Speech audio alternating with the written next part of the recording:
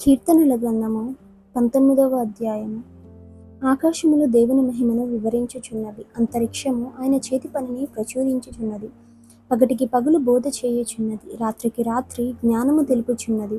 వాటికి భాష లేదు, మాటలు లేవు, వాటి స్వరము వినబడదు. వాటి కొలనులు భూమి అందంతటా వ్యాపించి ఉన్నది. లోకదిగంతముల వరకు వాటి ప్రకటనలు బయలువెళ్ళుచున్నవి. వాటిలో ఆయన సూర్యునికి గుడారము వేసెను. అతడు తన అంతఃపురములో నుండి బయలుదేరు పెండ్లి కుమారుని వలె ఉన్నాడు. శూరుడు పరిగెత్త నుల్లసించినట్లు తన పదమునందు పరిగెత్త నుల్లసించుచున్నాడు. అతడు ఆకాశమున ఈ దిక్కు నుండి బయలుదేరి ఆ దిక్కు వరకు దాని చుట్టూ తిరిగి వచ్చుచున్నాడు. అతని వేడిమికి మరుగైనది ఏదియూ లేదు. యెహోవా నియమించిన ధర్మశాస్త్రము యథార్థమైనది, అది ప్రాణమును తెప్పరిల్లజేయును. యెహోవా శాసనమును నమ్మదగినది, అది బుద్ధిహీనులకు జ్ఞానము పుట్టించును. యెహోవా ఉపదేశములు నిర్దోషమైనవి, అవి హృదయమును సంతోషపరచును. యెహోవా ఏర్పరిచిన ధర్మము నిర్మలమైనది, అది కన్నులకు వెలుగిచ్చును.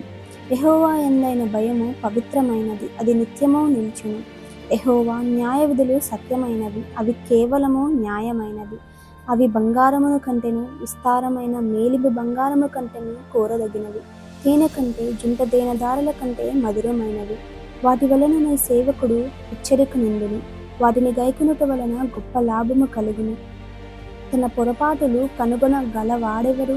నేను రహస్యముగా చేసిన తప్పులు క్షమించి నన్ను నిర్దోషిగా తీర్చుము. దురభిమాన పాపముల పడకుండా నీ సేవకుని ఆపుము. వాటిని నన్ను ఏలనీయకుము. అప్పుడు నేను యథార్థవంతుడనై అధిక ద్రోహము చేయకుండా నిందారహితుడగుదును.